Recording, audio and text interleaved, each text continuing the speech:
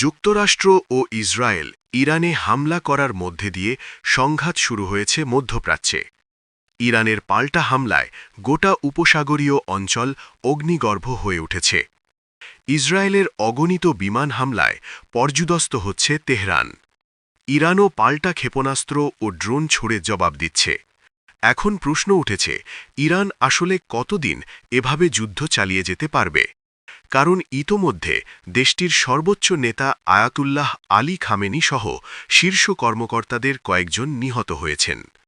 বিশ্লেষকরা বলছেন, ইরানের সুগঠিত শাসন ব্যবস্থাই দেশটিকে যুদ্ধে টিকিয়ে রাখবে। কারণ দেশটির প্রশাসনিক গঠন এমনভাবে সাজানো যেখানে কোনো ব্যক্তিকেন্দ্রিক ক্ষমতাবলয় নেই।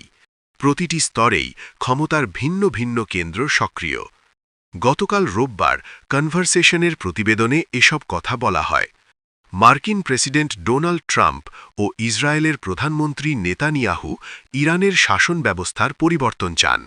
কিন্তু ইরানের শাসন ব্যবস্থা এমনভাবে তৈরি করা হয়েছে যাতে কঠিন পরিস্থিতিতেও টিকে থাকে। এই অবস্থায় শুরু হওয়া যুদ্ধ সহজেই থামবে না। বিশ্ব একটি দীর্ঘস্থায়ী যুদ্ধের মুখোমুখি হতে পারে। মার্কিন ইসরায়েল যৌথ হামলায় ইরানের সর্বোচ্চ নেতাকে হত্যার পর জটিল পরিস্থিতি সৃষ্টি হয়েছে। প্রতিবেশী আরব দেশগুলিতে অবস্থিত মার্কিন ঘাঁটি ও স্থাপনায় তেহরানের প্রতিশোধমূলক হামলা আবারও গোটা মধ্যপ্রাচ্যকে যুদ্ধে নিমজ্জিত করেছে। ট্রাম্প ও নেতানিয়াহু বলেছেন, তাদের লক্ষ্য ইরানে একটি অনুকূল শাসন ব্যবস্থার পরিবর্তন আনা।